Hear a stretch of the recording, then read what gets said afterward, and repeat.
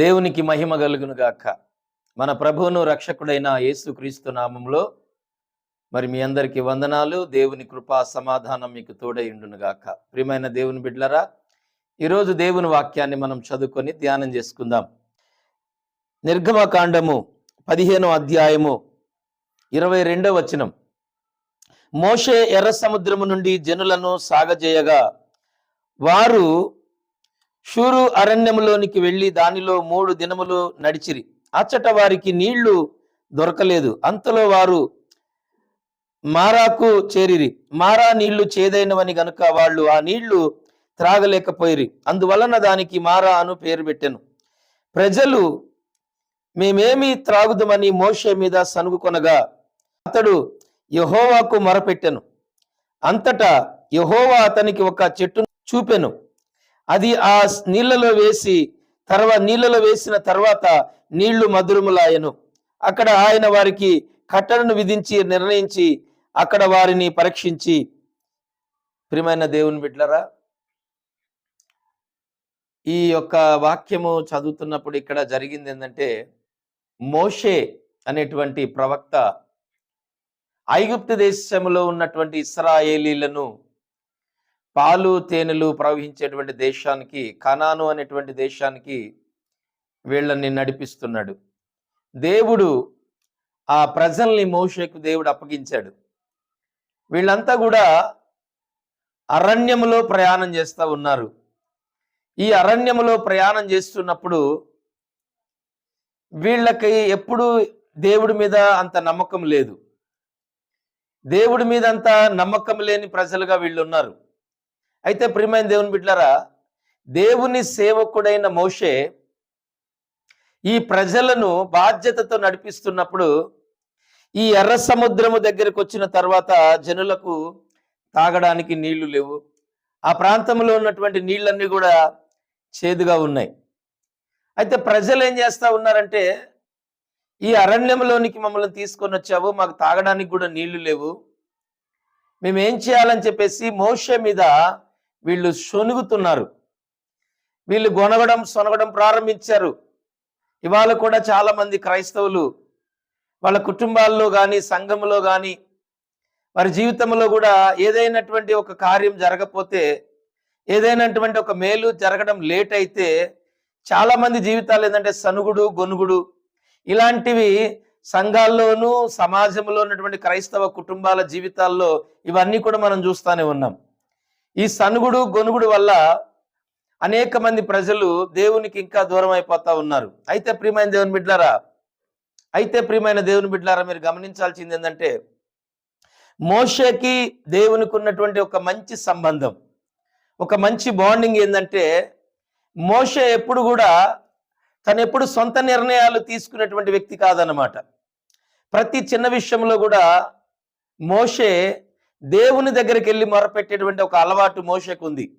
అయితే మీరు గమనించాల్సింది ఏంటంటే, ఇక్కడ అతడు యెహోవాకు మొరపెట్టెను 25వ వచనంలో అంతటా యెహోవా అతనికి ఒక చెట్టును చూపెను అని ఉంది. ఇక్కడ ఈ ప్రజలు తాగడానికి నీళ్లు లేవు, ఆ ప్రాంతంలో నీళ్ళన్నీ చేదుగా ఉన్నాయి, మేమేం తాగాలని చెప్పి మోషే మీద చొనిగినప్పుడు మోషే వెళ్ళి వేరే ఎవరికో చెప్పట్లేదు. ఎందుకంటే దేవుడే కదా ఆ అరణ్యంలో ప్రజలను నడిపిస్తుంది, దేవుడే ఐగుప్తు దేశంలో నుంచి ఆ ప్రజలను విడిపించింది, దేవుడే మోషేకి అప్పగించింది, దేవుడే వారికి సమృద్ధిగా ఇవ్వవలసింది కూడా దేవుడే. కానీ పిలిచిన దేవుడు నమ్మదగిన వాడు కనుక మోషేకి నమ్మకం ఉంది దేవుని మీద.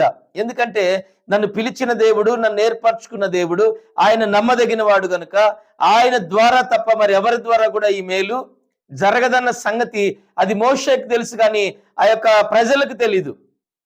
అయితే ఎప్పుడైతే మోషే దేవుని దగ్గర మొరపెట్టుకున్నాడో వెంటనే దేవుడు ఏం చేశాడంటే ఒక చెట్టును చూపించాడంట.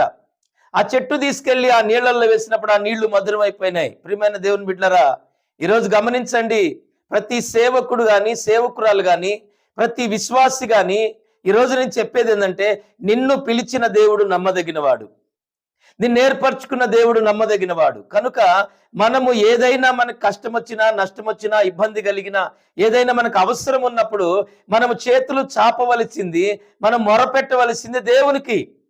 మనం వెళ్ళి మనకంటే గొప్పవారు, మనకంటే ధనవంతులు లేకపోతే రాజకీయ నాయకులు లేకపోతే ఇతర వాళ్ళ దగ్గరికి వెళ్ళి మనకున్నటువంటి కష్టాన్ని ఇబ్బందిని మనం చెప్పుకుంటే మన దేవుని నామాన్ని మనమే అవమానపరిచిన వాళ్ళం అవుతున్నాం. కాబట్టి నా సహోదరి నా సహోదరుడా గమనించండి, మోషేకి కష్టం వచ్చినప్పుడు మోషే దేవుని దగ్గరికి వెళ్ళి చెప్తా ఉన్నాడు, అయ్యా ఇదిగో నాకు ఈ కష్టం వచ్చినప్పుడు దేవుడు మోషేకి దార్చి పెట్టాడు, ఇదిగో పలానా చెట్టు అది నీళ్ళల్లో వేయి, ఆ నీళ్లు మధురంగా అయిపోతాయి అని చెప్పి దేవుడు చెప్తా ఉన్నాడు. ఈరోజు నీకు ఎలాంటి కష్టమైనా రావచ్చు, నీ కుటుంబంలో కానీ, నీ ఇంట్లో కానీ, నీ సంఘంలో కానీ, లేకపోతే ఇతర నీ ఉద్యోగంలో కానీ, లేకపోతే నీ కాలేజీలో కానీ, స్కూల్లో కానీ, ఏ ప్రాంతంలో అయినా ఒక దేవుని బిడ్డగా నీకేదైనా కష్టం వస్తే నువ్వు మొట్టమొదటిగా వెళ్ళవలసింది ప్రజల దగ్గరికి కాదు, దేవుని దగ్గరికి వెళ్ళాలి.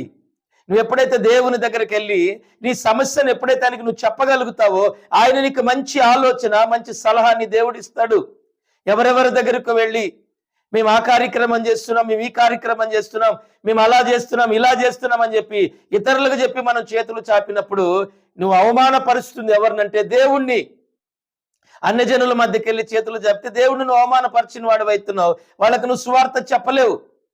యేసు క్రీస్తు ప్రభు యొక్క ఆ గొప్పతనాన్ని, మంచితనాన్ని, ఆయన శక్తి గురించి వాళ్ళకి ఏ మాత్రం కూడా నువ్వు ప్రకటించలేవు. గనుక ఇక మీదట నీ కష్టం వస్తే నువ్వు దేవుని దగ్గరికి వెళ్ళు, ఏ ప్రజల దగ్గరికి వెళ్ళి కూడా నువ్వు చెయ్యి చాపొద్దు. దేవునికి మహిమ కలుగును గాక. ప్రియమైన దేవుని బిడ్డలారా, అలాగే చూడండి 16వ అధ్యాయంలో కూడా ఆ తర్వాత ఇశ్రాయేలు సమాజం అంతయు ఏలీము నుండి ప్రయాణమైపోయి వారు ఐగుప్తు దేశం నుండి బయలుదేరిన 2వ నెల 15వ దినమున ఏలిమినకును సినాయికును మధ్యనున్న సీను అరణ్యమునకు వచ్చిరి. ఆ అరణ్యములో ఇశ్రాయేలీల సమాజమంతయు మోషే అహరోనుల మీద సనిగెను. ఇశ్రాయేలీలు మేము మాంసము వండుకొను కుండల యొద్ద కూర్చుండి తృప్తిగా ఆహారము తినునప్పుడు యెహోవా చేతి వలన ఎలా చావకపోతిమి, ఈ సర్వ సమాజమును ఆకలి చేత చంపుటకు ఈ అరణ్యములోనికి మమ్మును అక్కడి నుండి తోలుకొని వచ్చితనని వారితో అనగా. ప్రియమైన దేవుని బిడ్డలారా, ఇశ్రాయేలు మరలా 2వసారి అక్కడ సనుగుతా ఉన్నారు.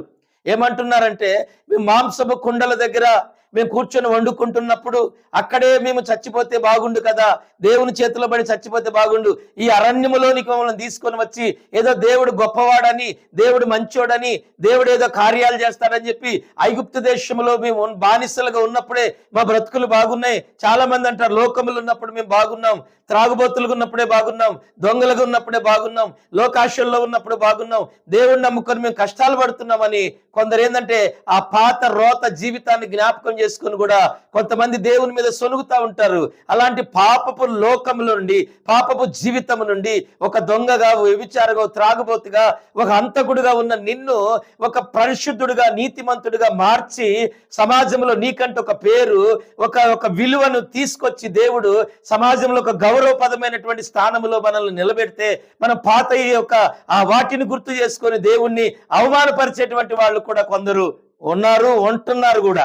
అయితే ప్రియమైన దేవుని బిడ్డలారా, ఈ వాక్యంలో చూస్తే ఇశ్రాయేలీలు కూడా ఆ పాత జీవితాన్ని జ్ఞాపకం చేసుకున్నాడు, ఆ వెనక జీవితాన్ని జ్ఞాపకం చేసుకుంటున్నారు. ఆ రోత బ్రతుకుని, ఆ బానిస బ్రతుకుని వారు జ్ఞాపకం చేసుకుని వారు ఏమంటున్నారంటే మేము అక్కడే చనిపోతే బాగుండేది కదా, ఈ అరణ్యంలోకి వచ్చి ఆకలితో మమ్మల్ని చంపడానికి ఇక్కడికి మమ్మల్ని తీసుకొచ్చావని చెప్పి ఆ మోషే మీద, దేవుని సేవకుని మీద ఏమంటే వీళ్ళు గొనుగుతున్నారు. ప్రియమైన దేవుని బిడ్డలారా, 5వ వచనంలో యెహోవా మోషేను చూచి ఇదిగో నేను ఆకాశం నుండి మీ కొరకు ఆహారమును కురిపించెదను, వారు నా ధర్మశాస్త్రము అనుసరించి నడుతురో లేదో అని నేను వారిని పరీక్షించినట్లు ఈ ప్రజలు వెళ్ళి ఏ నాటి బత్తెం ఆనాడే కూర్చుకొనవలెను అని చెప్తా ఉన్నాడు. ఇది చూడండి, ఇక్కడ మోషేతో దేవుడు చెప్తున్నాడు. అక్కడ ఉన్న సమాజంలో ఆయన ఎవరితో కూడా మాట్లాడతలేదు. ఎందుకంటే వీళ్ళంతా కూడా దేవునికి వ్యతిరేకంగా ఉన్నారు. దేవునికి వ్యతిరేకంగా ఉన్నారు కనుక దేవుడు ఎవరితో మాట్లాడడానికి అక్కడ ఇష్టపడినట్లేదు. అయితే ఇక్కడ మోషే ఒక్కడితోనే మాట్లాడుతున్నాడు దేవుడు. మోషేతో ఏమంటున్నాడంటే, మోషే ఇదిగో ఆకాశము నుండి నీ కొరకు నేను ఆహారాన్ని కొమ్మరిస్తాను మీ కొరకు అని చెప్తా ఉన్నాడు. ప్రియమైన దేవుని బిడ్డలారా, 40 సంవత్సరాలు అరణ్యములో ఇశ్రాయేలులను కొన్ని లక్షల మందిని దేవుడు పోషించాడు. వాళ్ళ వస్త్రం మాయలేదు, వారి అరికాలకి, వారి కాళ్ళకేసుకున్న చెప్పులు అరగలేదు, తినడానికి తిండి, తాగడానికి నీరు, దేవదూతలు తినే ఆహారం ఇచ్చి దేవుడు పోషించాడు. ఇవాళ ఒక కార్యక్రమం మనం చేయాలనుకుంటే ఇవాళ ఎవరెవరికో వెళ్ళి చేతులు చాపాల్సిన పరిస్థితి కలుగుతా ఉంది. ఎందుకంటే దేవునికి సేవనికి ఒక మంచి బాండింగ్ లేదు, ఓ ప్రార్థన లేదు, ఒక మంచి సంబంధం లేదు. దేవుడు మాట్లాడటం బంద్ చేశాడు. కారణం ఏంటంటే ఈ దేవుని మీద వీళ్ళు సొనగడం గొనగడం వలన చాలా మంది సేవకులతో కానీ విశ్వాసులతో కానీ దేవుడు మాట్లాడటం బంద్ చేశాడు కనుక వీళ్ళు ఏం చేస్తున్నారంటే దేవుణ్ణి అడగవలసినటువంటి సేవకుడు ఇవాళ రాజకీయ నాయకుల దగ్గర లేదా లోక సంబంధమైన ధనవంతుల దగ్గర ఇతరుల దగ్గరికి వెళ్ళి చేతులు జాపి ఈ కార్యక్రమం ఆ కార్యక్రమాలు మేము చేస్తా ఉన్నాం, మాకు సహాయం చేయండి, మేము ఆ దానాలు చేస్తున్నాం, అవి చేస్తున్నాం, ఇవి చేస్తున్నాం అని ప్రార్థన చేయటం బంద్ చేసుకొని దేశాలు పట్టుకొని తిరుగుతూ గ్రామాలు పట్టుకొని తిరుగుతూ ఇలా తిరగడం వలన నువ్వు ఎవరిని అవమానపరుస్తున్నావు అంటే దేవుణ్ణి నువ్వు అవమానపరుస్తున్నావు, దేవుని నామాన్ని నువ్వు అవమానపరుస్తున్నావు. సేవకుడా గుర్తుపెట్టుకో, నువ్వు చేసే పని చాలా రాంగ్. ఒక విశ్వాసి గుర్తుపెట్టుకో, నువ్వు చేసే పని తప్పు. నీ కష్టం వచ్చింది, నీకు నష్టం ఇబ్బంది ఏది కలిగినా కూడా నువ్వు దేవుని దగ్గరికి వెళ్ళి మొరపెట్టు. ఆయన అంటాడు, నాకు మొరపెట్టుము నీకు ఉత్తరం ఇస్తానన్నాడు ఆయన. సింహ పిల్లలు లేమిగలవై ఆకలిగొనినేమో కానీ యెహోవాను ఆశ్రయించు వారికి ఏ మేలు కూడా కొదువైబడదని చెప్పాడు ఆయన. ఆయన నమ్మదగిన వాడు, నిన్ను పిలిచిన వాడు. అందుకని 1 కొరింథీయులో 1:9 ఆయన ఏమంటున్నాడు, యేసు క్రీస్తు ప్రభు యొక్క సహవాసములోనికి మిమ్మల్ని పిలిచినటువంటి తండ్రి యగు దేవుడు నమ్మదగిన వాడని చెప్తుంది బైబిల్. యేసు క్రీస్తు ప్రభు సహవాసానికి మనల్ని పిలిచాడు దేవుడు. నీ అంతటికి నువ్వు రాలా. నీ మంచితనం, నీ గొప్పతనం, నీ పరిశుద్ధత, నీ నీతి, నీ చదువు, నీ డిగ్రీలు ఇవన్నీ చూసి దేవుడు నిన్ను పిలవలేదు. నువ్వు నశించిపోతుంటే, ఈ లోకంలో నువ్వు కృంగిపోతుంటే, ప్రజలు నిన్ను అసహిస్తుంటే, అందరు నిన్ను త్రోసివేస్తుంటే, నీ దీనస్థితిని చూసి దేవుడు నిన్ను పిలిచి ఈరోజు పెంట కుప్ప మీద ఉండవలసిన నీ బ్రతుకును అధికారులు కూర్చుండే స్థలంలో దేవుడు నిన్ను కూర్చోబెడుతున్నాడంటే అది దేవుడిచ్చినటువంటి కృప, ఆయన ఘనత. అది నీకు ఫ్రీగా ఇచ్చాడు. ఈరోజు దాన్ని తీసుకొని వెళ్ళి అనేకుల దగ్గర నువ్వు తాకట్టు పెడుతున్నావు. వాళ్ళకి వీళ్ళకి చేతులు జాపి ప్రతి దానికి కూడా అని అంటున్నాడు. యేసు క్రీస్తు ప్రభు యొక్క సహవాసములకు నిన్ను పిలిచిన దేవుడు నమ్మదగిన వాడు. గుర్తుపెట్టుకో, ఆయన నమ్మదగిన వాడు. నీ కొరకు ఆయన ఏ కార్యమైనా చేయగలడు. దేవునితో నువ్వు ప్రత్యేకమైన ఒక మంచి సంబంధం కలిగి ఉండు. ఇప్పటికైనా ఒక మంచి అనుబంధం నువ్వు కలిగి ఉంటే ఆయన ఏమైనా చేయగలడు. ప్రియమైన దేవుని బిడ్డలారా, ఏలియా ప్రార్థించినప్పుడు సారెపతి యొక్క వెధవరాలి కుటుంబంలో ఉన్నటువంటి ఆ భయంకరమైన దరిద్రం, కరువు, ఆ పేదరికం తొలగిపోయింది. ఆ బాండింగ్ మనకు ఉండాలా. నువ్వు వెళ్ళి ప్రార్థన చేసినప్పుడు దేవుడు నీతో మాట్లాడి నీకు ఒక మంచి సలహా ఇచ్చినటువంటి ఆ అనుబంధం నీ కలిగి నువ్వు దేవునితో ఉన్నప్పుడు దేవుడు నీ ద్వారా గొప్ప కార్యాలు చేస్తాడు. నీవు ఎవ్వరికి చేయి చాపవలసిన పరిస్థితి నీకు రాదు. ఎందుకంటే ఆయన నమ్మదగిన వాడు. ఈరోజు నువ్వు రోషముగా బ్రతకలేకపోతున్నావు. మనుషుల ముందు ఒకలాగా, లోకంలో జనాల ముందు ఒకలాగా, ఇంట్లో ఒకలాగా, మందిరంలో ఒకలాగా నువ్వు నటించవద్దు. దేవుడు అంటాడు ఆ మాట, నీ నటన నాకు తెలుసు. నువ్వు ఎక్కడ ఎలాంటి నాటకాలు చేస్తున్నావు దేవునికి తెలీదా? దేవుడు నిన్ను చూడట్లేదా? దేవుడు అంటాడు, ఆకాశమందున్న దేవుడు భూమి మీద సమస్త వ్యక్తులను ఆయన చూస్తున్నాడు. ఈరోజు నీ ఆలోచన, నీ తలపులు నీకు పుట్టక ముందే ఆయన ఎరిగి ఉన్నవాడు. ప్రియమైన దేవుని బిడ్డలారా, జాగ్రత్త. దేవుని నామాన్ని అన్ని జనుల మధ్యలో ఎండగట్టకండి. దేవుని నామాన్ని తాకట్టు పెట్టకండి. ఇకనైనా బుద్ధి జ్ఞానం తెచ్చుకొని ఏ కార్యక్రమం చేసినా, ఏ పని చేసినా కూడా నువ్వు వెళ్ళవలసింది దేవుని పాదాల దగ్గరికి, నాయకుల దగ్గరికి, డబ్బున్నోళ్ళ దగ్గరికి కాదు నువ్వు పోవాల్సింది. దేవుని పాదాల దగ్గరికి వస్తే ఆకాశపు పిళ్ళ ఆయన నింపుతాడు, పరలోకపు ద్వారాలు ఆయన తెరుస్తాడు, భూసన్మైన ద్వారాలు తెరుస్తాడు. అత్యధికముగా దేవుడు నిన్ను ఆశీర్వదిస్తాడు. ఎందుకంటే ఆయన పిలిచిన దేవుడు, ఆయన మనకు తండ్రి అయి ఉన్నాడు. దేవుడి మాటలు దీవించునుగాక. ఆమేన్. ప్రార్థన చేసుకుందాం. కృపా సత్య సంపూర్ణుడు అయిన నా యేసయ్యా, నీ పాదములు వందనాలు. అయ్యా, తెలుసో తెలియకో చేసిన ప్రతి పొరపాటును క్షమించండి. అపవాది ప్రేరేపణలను బంధించండి. అయ్యా, నీ రాకడలో ప్రభా ఎత్తబడే సంఘాలు కట్టబడును గాక. ఎత్తబడేటువంటి అనేక మంది విశ్వాసులు లేవనెత్తబడుదురు గాక. ప్రభా, పడిపోయిన సేవకులు, పడిపోయిన విశ్వాసులు మరలా తిరిగి లేవనెత్తబడును గాక. ప్రభా, అరణ్యంలో ఇశ్రాయేలును పోషించినట్లుగా ఇదిగో ప్రభా, నీ సేవకులు, నీ సేవకురాళ్ళు ఏ ప్రాంతాల్లో ఉంటున్నారో ఆయా ప్రాంతాల్లో నీ బిడ్డలు పోషించబడుదురు గాక. ఏలి అనే కాకులతో పోషించినట్లుగా ప్రభా అనేక మంది సేవకురాలు పోషించండి, విశ్వాసాలు పోషించండి. అయ్యా, మాకంటే గొప్పవారి దగ్గరికి వెళ్ళి మీ చేతులు చాపకూడదు ప్రభా. మేము ఏ నాయకుల దగ్గరికి వెళ్ళి తల వంచి చేతులు కట్టుకొని అయ్యా వారికి మొరపెట్టి అయ్యా దేహి అని అడుక్కునే వారిగా మేము ఉండకూడదు ప్రభా. అలాగా నాయన, ఆ స్థితి నుండి మమ్మల్ని విడిపించండి, ఆ బలహీనతల నుంచి విడిపించండి. నీ కాపుదలుంచమని, చేసిన తప్పులు క్షమించమని, నీ రెక్కల చాటున భద్రపరచమని నాయన. మా బలహీనతలన్నీ కూడా నీ రక్తంలో కడగమని, అయా సింహం వల్లే ధైర్యముగా, నీతిమంతుడు సింహం వల్లే ధైర్యముగా ఉంటాడన్న ప్రభా. ఆ ధైర్యాన్ని మాకు అనుగ్రహించమని, మీరే మహిమ ఘనత ప్రభావాలు పొందమని యేసయ్య నామములో అడుగుచున్నాము తండ్రి. ఆమెన్, ఆమెన్, ఆమెన్. God bless you. మీ అందరికీ వందనాలు.